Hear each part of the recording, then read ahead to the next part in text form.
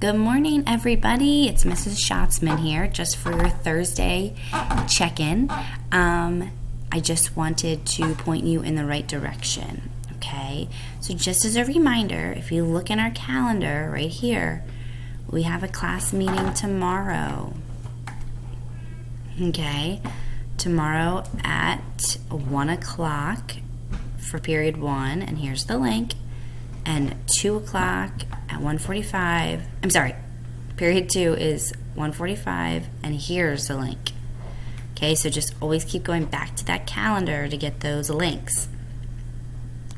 Okay, so if you go ahead and go over to the school closure folder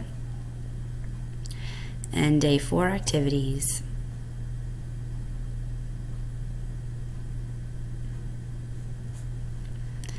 What we're going to be doing today, you're going to be looking at 3 ed puzzles.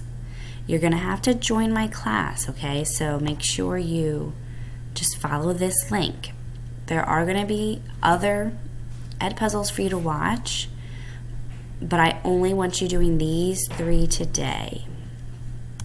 All right, and then there's a discussion board question. Pretty simple today.